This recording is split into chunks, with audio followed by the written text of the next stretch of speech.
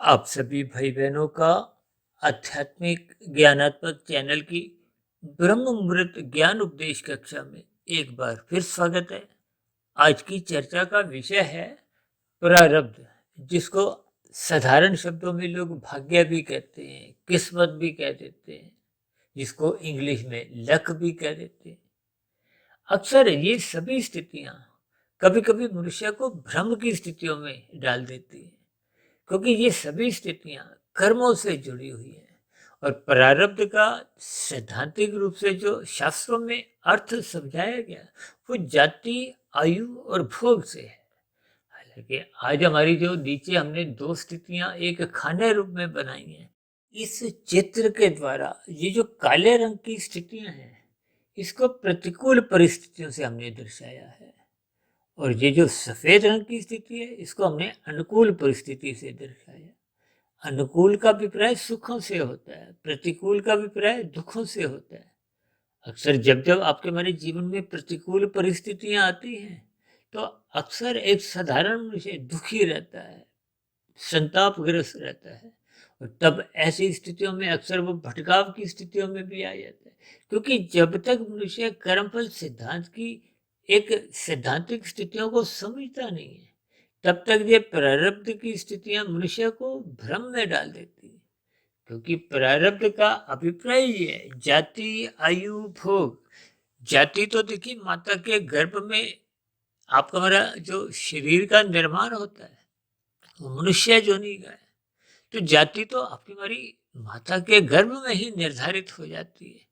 अब पशु जोनि में है तो पशु जोनि में एक अलग स्थितियां हैं, पक्षी की अलग स्थितियां हैं। जो तो देखिए 84 लाख प्रकार की जोनियां हैं, सभी जोनियों में अलग अलग जन्म की स्थितियां हैं। इसी को ही जाति कहिए, जोनि कहिए, किसी भी नाम से आप पुकार सकते हैं। आयु का अभिप्राय देखिए आपके हमारे एक निश्चित सांसों से है। माता के गर्भ में जन्म के साथ ही प्रारब्ध में हम अपनी एक निश्चित आयु यानी कि निश्चित सांसें लेके आते हैं। यदि आपकी हमारी सात्विक दिनचर्या रहती है तो हम निश्चित रूप से मिली हुई सांसों का भरपूर उपयोग कर पाते हैं। जब हम राजसी जीवन बिताते हैं मौज मस्ती में, खाने पीने में, एक गरिष्ठ भोजन में, तो निश्चित रूप से आपकी हमारी कुछ सांसें कमजोर होने लगती है। ऐसे राजसी मनुष्यों को अक्सर कुछ ना कुछ स्थूल शरीर के स्तर पर कुछ रोग की स्थितियां भी उत्पन्न होने लगती हैं। ये बिगड़ा हुआ आपकी हमारी दिनचर्या के कारण ही है, या यूं कहो कि भोग विषयों की अमर्यादित स्थितियां भी समझ सकते हो। और इसी तरह जब जब मनुष्य के जीवन में भोग तामसी पदार्थों के होने लगते हैं, यह तामसी पदार्थों का अभिप्राय देखिए मांसाहार भोजन से भी है, सिगरेट, शराब, जो मादक पदार्थ होते हैं, ये सभी पदार्थ आपको हमें अचेत करते हैं। इनसे भी आपकी हमारी आयु क्रमशः घटने लगती है। देखिए जब जब भोग विषय बिगड़ने लगते हैं, और ये जो हमने प्रारब्ध में आज अलग अलग ये जो दो खाने दर्शाए हैं इनका अभिप्राय देखिए भोगों से है। ये जो हमने बाएं हाथ में एक प्रतिकूल परिस्थिति लिखी है जो कि काले रंग से लिखी है, और दाएं हाथ में हमने एक अनुकूल परिस्थिति का एक चित्र दिखाया है। अनुकूल परिस्थिति का अभिप्राय क्या है? ये एक सुखद स्थितियां हैं। दूसरे सरल शब्दों में इस व्याख्या को थोड़ी सरल बनाते हुए ये जो हमने दो स्थितियां दर्शाई हैं ये आप दो अलग अलग मनुष्यों की स्थितियों से भी जोड़ सकते हो, ताकि बात आपको हमें समझ में आ जाए। देखिए प्रारब्ध का अभिप्राय यह है कि जिन कर्मों को आप भूतकाल की मनुष्य योनि में कर चुके थे, यानी कि किए गए कर्म अभी पके नहीं थे, अब वो फल देने लायक उन्मुख हो गए हैं, तैयार हो गए हैं। जैसे देखिए बीज पक के एक पौधे का रूप, वृक्ष का रूप ले लेता है, तो उस पे जो फल लगते हैं, देखिए पुण्य कर्मों के फल अनुकूल परिस्थितियों के रूप में आते हैं, पाप कर्मों के फल प्रतिकूल परिस्थितियों के रूप में आते हैं। और हमने तो ये जो नीचे दो चित्र दिखाए हैं, बाएं हाथ में हमने देखिए काले रंग का एक वृत्त में लगभग 75% जो एक क्षेत्र है वो काले रंग से दर्शाया है। इसका अभिप्राय क्या है कि जब जब हम देखिए ये जो नए पुरुषार्थ वर्तमान जीवन में करते हैं, अब कोई मनुष्य देखिए 100 रुपए की मेहनत करता है, उसको फल कितना आता है? मात्र 25 रुपए। अब 75 रुपए का जो उसका फल था, वो पहले के किए गए पाप कर्मों में एडजस्ट हो जाता है। देखिए ये बहुत ही साधारण परिस्थितियों में अक्सर ऐसी बातें एक मनुष्य को समझ नहीं आती। इसीलिए इस बात को सरलता से समझाने के लिए हमने ये दो अलग अलग सर्कल बनाए हैं, जिसमें हमने काले रंग का भी प्रतिकूल परिस्थितियों से है, दुखों से है, क्योंकि सब भाई बहन माता के गर्भ में एक प्रारब्ध लेके आते हैं। हम सभी भाई बहनों के प्रारब्ध देखिए अलग अलग हैं, इसलिए तो हमने नीचे दो अलग अलग स्थितियां दर्शाई हैं। एक में हमने देखिए काले रंग का हिस्सा लगभग एक चौथाई रखा है, बाएं हाथ वाले में हमने 3/4 रखा है। इसका अभिप्राय ये है कि ये जो काले वाला हिस्सा है, ये दुखों का प्रतीक है, सफेद वाला हिस्से का अभिप्राय सुखों का प्रतीक है। तो किसी के जीवन में देखिए दुख अधिक बने रहते हैं, किसी के जीवन में सुख अधिक बने रहते हैं। ये सुख और दुख आपके हमारे किए गए पूर्व मनुष्य जोनि में कर्मों का ही एक परिणाम है। देखिए कर्म फल सिद्धांत के अनुसार बार बार अक्सर हम अपनी चर्चाओं में इस बात का पुष्टिकरण करते हैं कि कर्म पहले होता है, फल बाद में आता है। और ये एक अटल नियम है, सिद्धांत है। सिद्धांत का मतलब ही ये होता है कि जिसमें देखिए किसी भी प्रकार की कोई एक परिवर्तन की संभावना नहीं है। ये एक अटल स्थिति है। तभी तो कहते हैं ना, सिद्धांत सिद्ध हो चुका है, यानी कि इसका कोई भूत वर्तमान और भविष्य नहीं है। ये अपने आप में एक पूर्ण स्थिति है। इसीलिए हम सभी भाई बहनों को श्रद्धा पूर्वक सत्संग करते रहना चाहिए। ज्ञानमय स्थितियों से अपने आप को स्थित रखना होगा। परमात्मा की कर्मफल व्यवस्था को ज्ञान पूर्वक समझना होगा। गीता में स्वयं भगवान श्री कृष्ण जी प्रकृति के 3 गुणों की विस्तार से चर्चा करते हैं। भगवान श्री कृष्ण जी तो इन 3 गुणों के ज्ञान विज्ञान को गुणतम ज्ञान से जोड़ते हैं। मनुष्य इन 3 गुणों के ज्ञान को जब तक यथार्थ रूप से समझता नहीं है, तब तक वो कर्मफल के सिद्धांत की बारीकियों को समझ नहीं पाता।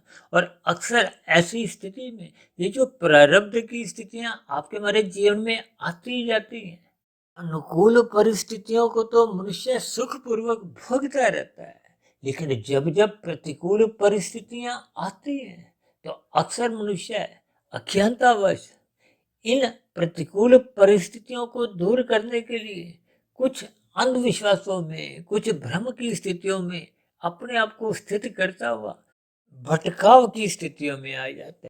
जबकि कर्मफल सिद्धांत के अनुसार हम जैसे जैसे कर्म कर चुके होते हैं, देखिए सुख रूपी फलों का तो हम त्याग कर सकते हैं, लेकिन दुख रूपी प्रतिकूल परिस्थितियां जो जो आती हैं, उन सभी परिस्थितियों के दुख रूपी परिणाम आपको हमें भुगतने ही होते हैं। अच्छे परिणाम को तो हम देखिए, जैसे हम कहते हैं ना, सुखों को तो हम त्याग कर सकते हैं। सरकार द्वारा आपको हमें कोई एक पुरस्कार दिया जाने पे हम उसका त्याग कर सकते हैं, मना कर सकते हैं।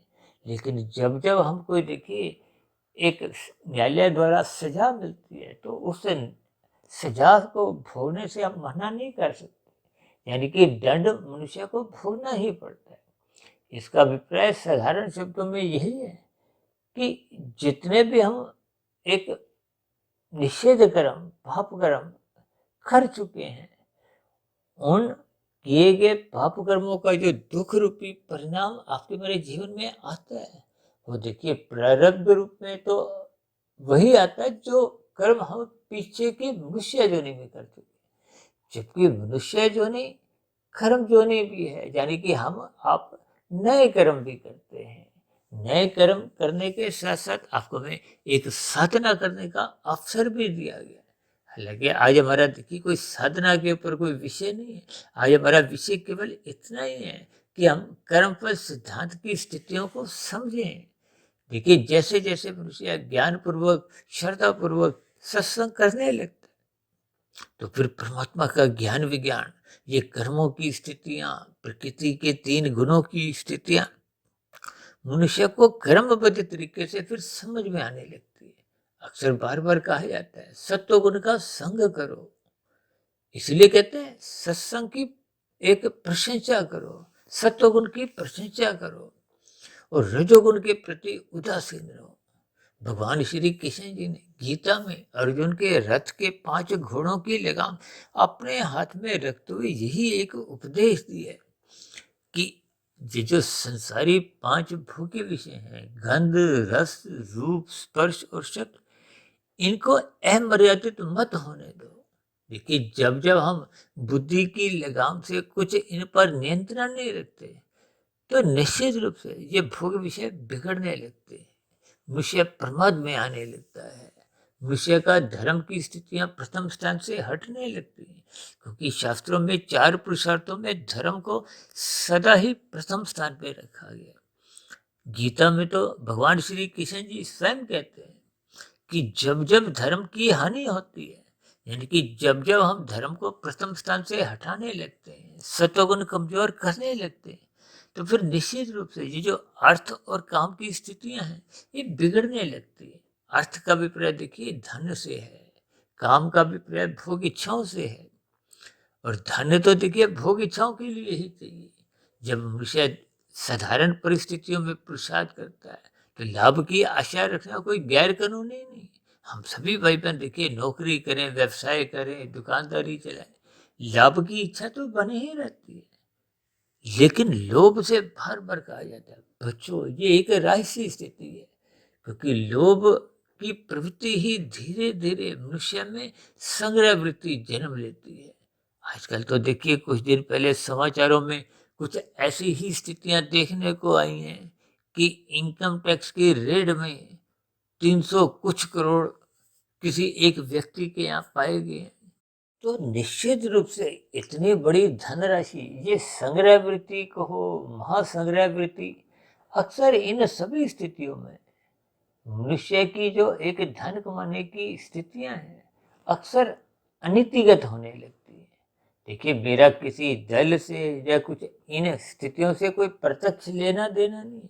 हम तो देखिए अपनी चर्चाओं को एक ज्ञान पूर्वक समझाते हुए कुछ उदाहरणों को उतने उतने अंश में ही समझाने का प्रयास करते हैं कि आपको हमें सैद्धांतिक बात, शास्त्रों में कही गई बात समझ में आ जाए, ताकि आपके हमारे जीवन में जो वर्तमान जीवन मिला है, देखिए भूतकाल की स्थितियों को तो हम बदल नहीं सकते, लेकिन वर्तमान मिले हुए जीवन में जो आपने हमने नए कर्म करने हैं, नया पुरुषार्थ द्वारा जो नई स्थितियां बनानी है, उसमें हम सावधान हो जाएं। शास्त्रों की क्रमफल सिद्धांत की जो एक स्थिति है उनका यथार्थ ज्ञान आपको हमें मिलता जाए, होता जाए, ताकि हम नए पाप कर्मों से बचें।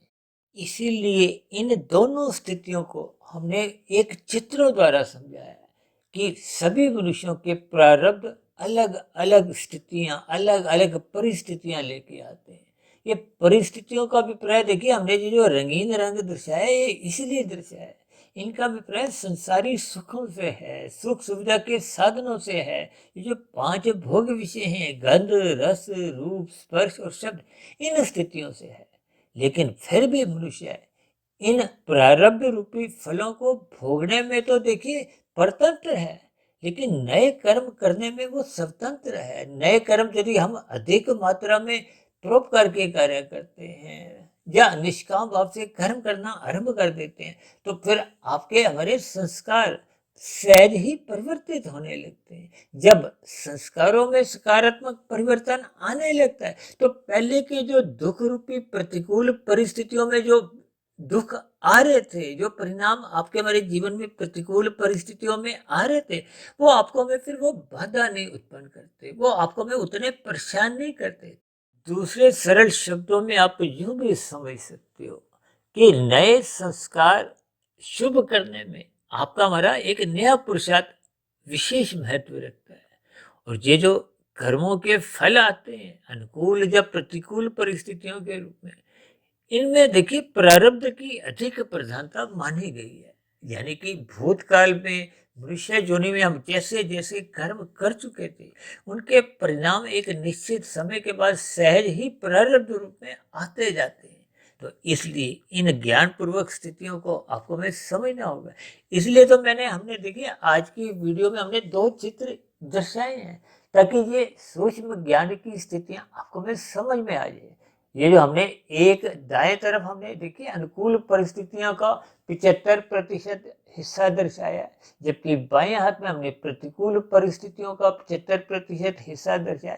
तो ये 2 अलग अलग स्थितियां हैं। किसी का देखिए भोगों की अधिक प्रधानता है, यानी कि वो एक साधारण कर्म करते हुए भी उसको अधिक लाभ मिलता है। एक मनुष्य अधिक कर्म करता है लेकिन उसको लाभ लगभग बहुत ही कम आता है।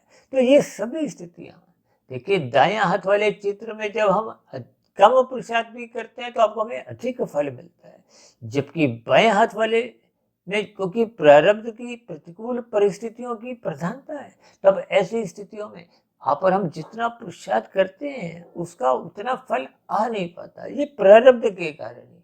तो इन सभी स्थितियों का ज्ञान पूर्वक आपको मैं चिंतन करते हुए वर्तमान मिले हुए जीवन में श्रद्धा पूर्वक सत्संग करते हुए शुभ संस्कार बनाने हैं, ताकि पहले का जो प्रारब्ध प्रतिकूल परिस्थितियों के रूप में भी है, वो प्रतिकूल परिस्थितियों को हम नए शुभ संस्कारों द्वारा थोड़ा कमजोर कर सकते हैं।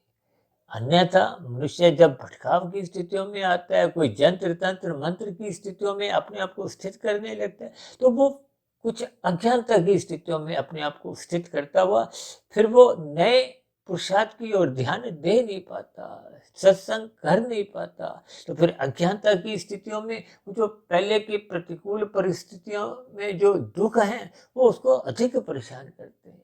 देखिए, सुख हो या दुख हो, ये अपना समय व्यतीत करके अपने आप ही समाप्त हो जाते हैं। ना सुख रुकते हैं ना दुख रुकते हैं, दोनों ही आपके मेरे किए गए भूतकाल में कर्मों का ही एक परिणाम है। क्योंकि मनुष्य कर्म करने में तो स्वतंत्र है, लेकिन फल भोगने में हम और आप विशेष रूप से प्रतिकूल परिस्थितियों में हम परतंत्र हैं। देखिए, दुख रूपी परिणामों को, सुखों को हम त्याग कर सकते हैं, लेकिन दुख रूपी परिणामों को आपको हमें स्वयं को ही भोगने होते हैं। हम अपनी पत्नी को, बच्चों को या अन्य किसी को भी हस्तांतरित कर नहीं सकते। देखिए, कर्मफल सिद्धांत की बहुत ही सूक्ष्म स्थितियां होती हैं, जिसको स्वयं भगवान श्री कृष्ण जी ने गीता में ही कहा कि अच्छे अच्छे बुद्धिमान मनुष्य भी इस कर्मफल सिद्धांत की बारीकियों को समझ नहीं पाते।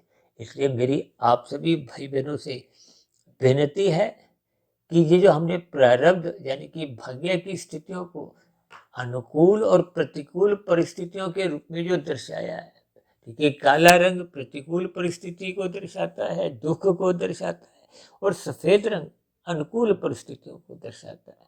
तो इसलिए इन चित्रों को ध्यान में रखते हुए हम सभी भाई बहनों को इस कर्मफल ज्ञान में स्थितियों को समझना होगा, ताकि नए कर्मों में हम सावधान रहें, सचेत रहें, निषिद्ध कर्मों से हम बचें। यानी कि निषेध कर्म जो शास्त्र आपको में मना करते हैं, उन कर्मों को हम मत करें और केवल उन्हीं विहित कर्मों को करें जो शास्त्र आपको में अनुमति देते हैं।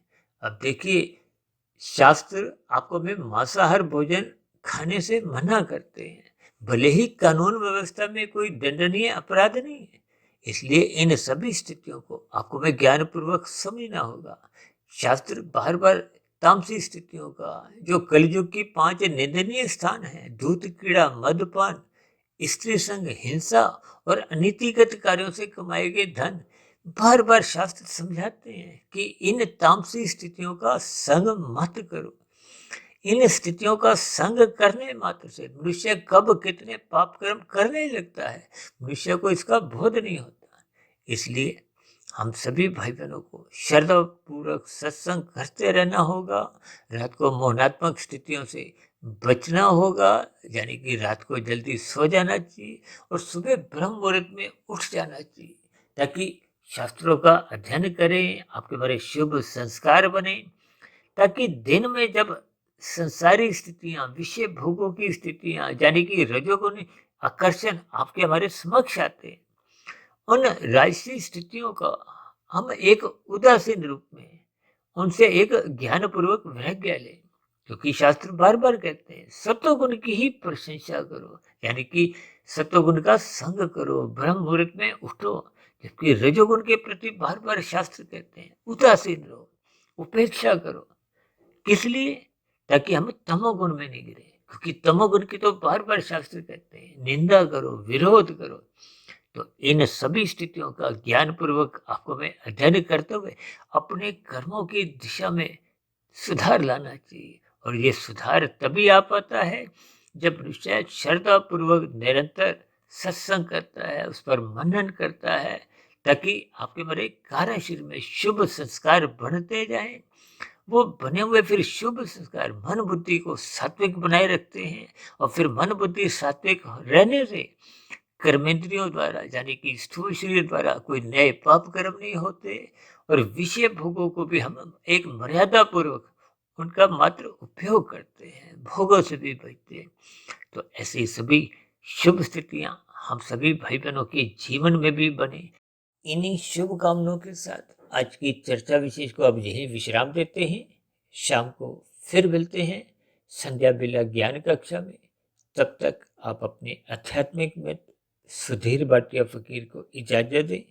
फिर भी वीडियो संबंधित आपके मन में कोई प्रश्न उठ रहा हो, क्योंकि आज की ये जो कर्मफल सिद्धांत से संबंधित ये जो प्रारब्ध भाग्य की स्थिति है, अक्सर एक साधारण मनुष्य है इस प्रारब्ध या भाग्य से थोड़ा भ्रम की स्थितियों में रहता है। तो इसलिए इन सभी स्थितियों को ज्ञान पूर्वक आपको में चिंतन करना चाहिए। इस चित्र को बार बार इस पर चिंतन करते हुए अपनी यथार्थ स्थिति को आपको में समझना होगा। फिर भी आज की चर्चा संबंधित आपके मन में कोई प्रश्न हो, कोई मेरी कही गई बातें आपको तर्क संगत आदि अधूरी लगती हो, तो आपके प्रश्नों के साथ साथ आपकी शिकायतों का, आपत्तियों का, या कोई आपका मतभेद हो, इन सभी स्थितियों का नीचे दिए गए कमेंट्स बॉक्स पर सदा ही स्वागत है। इस चर्चा विषय को ध्यानपूर्वक सुनने के लिए आप सभी भाई बहनों का बहुत बहुत धन्यवाद।